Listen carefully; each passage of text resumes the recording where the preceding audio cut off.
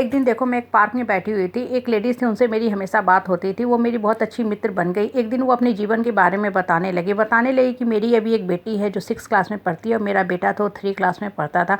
कुछ समय के पहले मेरे बेटे की डेथ हो गई, वो आत्मा जो थी उसका शरीर त्याग करके चली गई, लेकिन अब मैं अपनी बेटी को लेके जीना चाहती हूँ। हम बोले ये तो बहुत अच्छी बात है कि आप जीवन के दुख से निकलना चाहती हैं। उन्होंने फिर बताना शुरू किया कि मेरी बेटी शॉपिंग मूवी मॉल देखना चाहती है, घूमना फिरना चाहती है, यहाँ वहाँ लोगों से मिलना चाहती है। हम बोले ये तो और भी अच्छी बात है कि आपकी बेटी जीवन में उठना चाहती है, ग्रो करना चाहती है। आपको तो अब बेटी को अपने जीवन का लक्ष्य मान के आगे बढ़ना चाहिए, बहुत खुश हो कि बेटी को सब जगह लेके जाना चाहिए। फिर आपको क्या दिक्कत है, क्यों नहीं जाती हैं? देखो उन्होंने हमसे जो बात बताई वो ये बोला कि हम भी जाना चाहते हैं, लेकिन क्या कहें, लोग क्या कहेंगे, ये सोच के मैं घर में बैठी रहती हूँ। उस लेडीज़ की बात सुनते ही मैंने तो अपना माथा पीट लिया। मैं ये सोच में पड़ गई कि लोग इस चलते बस जीवन नहीं जीना चाहते हैं कि लोग क्या कहेंगे। सबसे बड़ा जीवन का रोग कि लोग क्या कहेंगे। हमने बोला कि आप सिर्फ इसलिए नहीं घूमना फिरना चाहती हैं कि लोग क्या कहेंगे, इसलिए आप फोर्सफुली दुख में जा रही हैं, अपने भी दुख में रह रही हैं, अपनी बेटी को भी फोर्सफुली डिप्रेशन में डाल रही हैं। फिर तो आप जीवन में कभी भी सुख से रह ही नहीं पाओगे। मैंने बोला कि आप अगर ये चीज़ सोच रहे हो कि लोगों के कहने के चलते हम घर में बंद रहे, बेटी को भी घुटा रहे हो, दुख में डाल रहे हो, उसको भी कुंठित कर रहे हो, तो अब आप इस चीज़ को रिवर्स कर दो।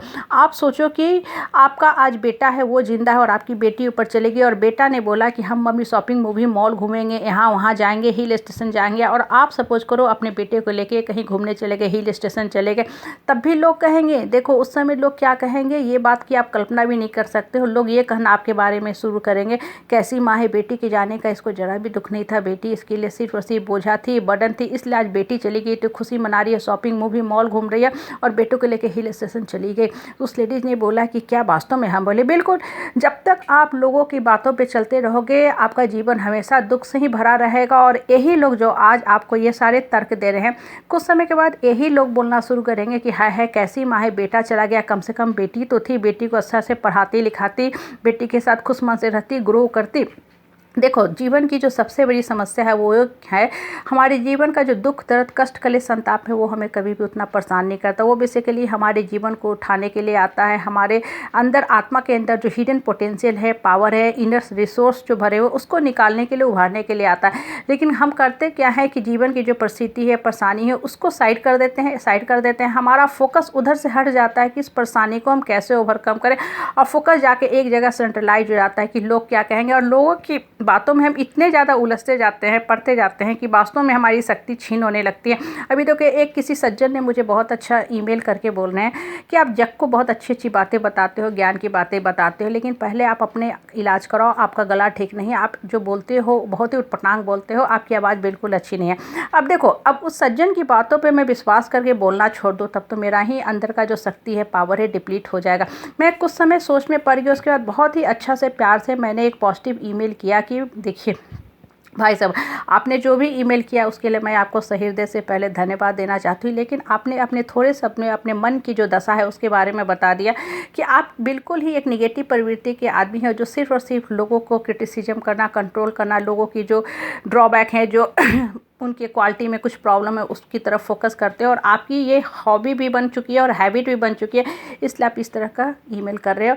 और मेरी जो हैबिट है, हॉबी है, वो सिर्फ और सिर्फ अपने आप को हायर पावर से कनेक्ट करने में है। जब भी मैं कुछ बोलती हूँ, लिखती हूँ, सबसे पहले अपने मन को शांत करती हूँ, प्रेयर, पूजा पाठ, चैंटिंग ऑफ मंत्र पे ध्यान देती हूँ। अपने मन के अंदर जो श्री कृष्ण बैठे हैं वहाँ से ये इनर शक्ति को जगाने का कोशिश करती हूँ। श्री कृष्ण मुझे गाइड करते हैं, विजडम देते हैं, ज्ञान देते हैं, नॉलेज देते हैं। मैं अपने दिमाग में सिर्फ और सिर्फ पॉजिटिव बातें ही भरती हूँ, पॉजिटिव बातों पे फोकस करती हूँ, सेंट्रलाइज करती हूँ, फिर सारी बातों को दिमाग में केंद्रित करती हूँ, उसको लिखती हूँ, सोचती हूँ, फिर एक वीडियो के रूप में लोगों के सामने प्रस्तुत करती हूँ, जो बहुत लोगों को बहुत ही अच्छा लगता है, बहुत ही अप्रिशिएट भी करते हैं, जिससे मुझे भी बल मिलता है, मेरे आत्मा में भी सशक्तिकरण होता है। अब देखो, मैं अगर लोगों की बातों पर विश्वास करके चलूँ कि वास्तव में मैं खराब हूँ, तब तो मेरा तो हो गया कल्याण।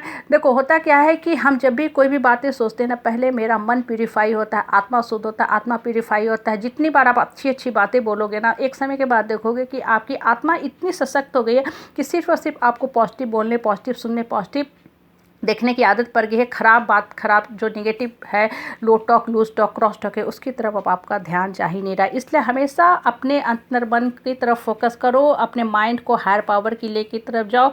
और जो लोग आपके पीस ऑफ माइंड का हरण करते हैं, शक करते हैं, आपकी जो शक्ति का हरण करते हैं, उनको साइड करो, अपनी लाइफ को पॉजिटिव दिशा में लेके जाओ।